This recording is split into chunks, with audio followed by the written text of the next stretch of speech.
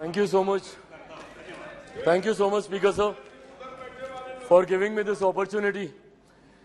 Sir, इस सदन में आए अविश्वास प्रस्ताव के विरोध में अपनी बातों को रखने के लिए मैं अपनी पार्टी लोक जनशक्ति पार्टी रामविलास की तरफ से सर मैं खड़ा हुआ हूं।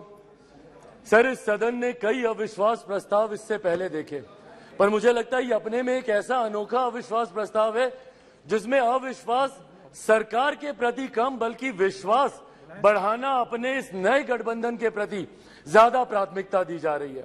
इन लोगों को इस बात को दर्शाना है कि किस तरीके से ये गठबंधन इनके साथ है, जिस गठबंधन को बनाने का ये लोग एक लंबे समय से ये लोग प्रयास कर रहे हैं। सर, ये अविश्वास प्रस्ताव पे चर्चा हो रही है। सर, यकीनन सरकार की उपलब्धियों को बताना भी जरूरी है, पर उससे पहले जिस उद्देश्य के साथ इस प्रस्ताव को यहां पर लाया गया है मणिपुर को लेकर, उस पर सर मैं जरूर अपनी बातों को यहां पर रखना चाहूंगा।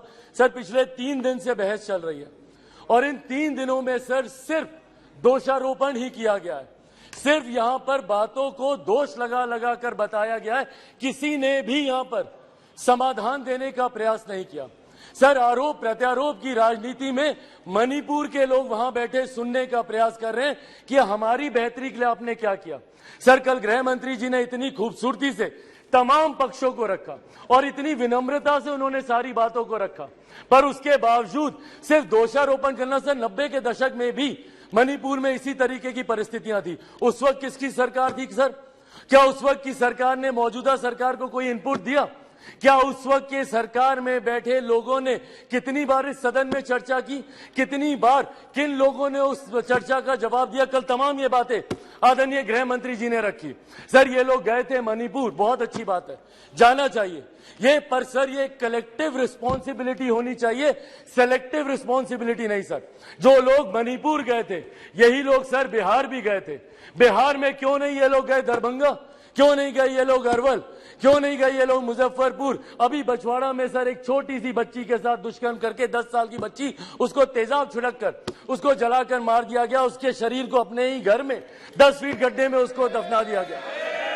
दलित महिला के साथ सर मुजफ्फरपुर में दुष्कर्म करके उसके शरीर को 2 टुकड़ों में काटकर अर्धनग्न व्यवस्था में सर खेत में फेंक दिया गया।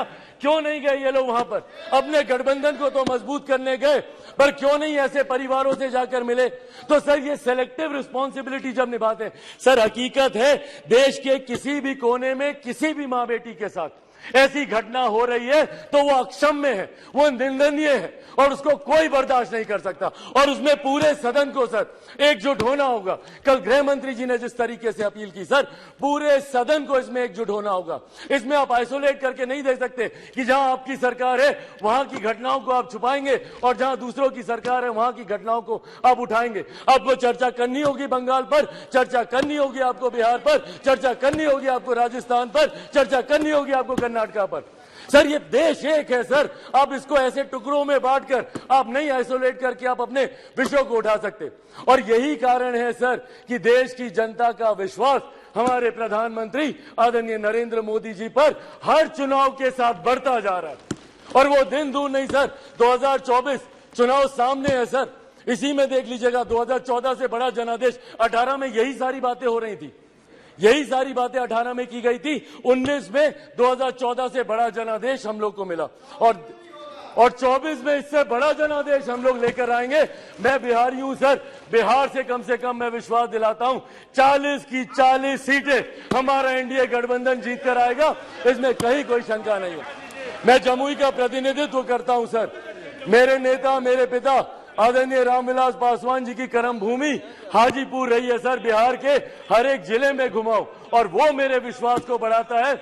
आज बिहार के युवा, देश भर के युवा सर देश को दुनिया की तीसरी सबसे बड़ी अर्थव्यवस्था बनते हुए देखना चाहते हैं। 2047 में हमारे देश को एक विकसित देश के तौर पर देखना चाहते हैं, और इस सपने को कोई पूरा कर सकता है तो वो सिर्फ और सिर्फ हमारे आज के प्रधानमंत्री आदरणीय नरेंद्र मोदी जी ही पूरा कर सकते हैं।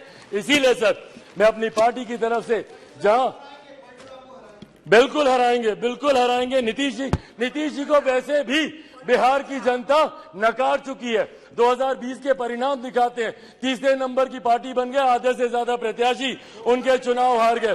तो जिनको बिहार की जनता ने रिजेक्ट कर दिया, देश की जनता उनको कैसे अपनाएगी, ये बहुत बड़ा सपना दिन में ये देख रहे हैं। इसी के साथ सर, मैं इस सदन में आए इस अविश्वास प्रस्ताव के विरोध में अपनी बातों को रखते हुए लोक जनशक्ति पार्टी रामविलास पूर्ण समर्थन हमारी एनडीए की सरकार, हमारे मौजूदा प्रधानमंत्री आदरणीय नरेंद्र मोदी जी को देती है। बहुत बहुत धन्यवाद सर।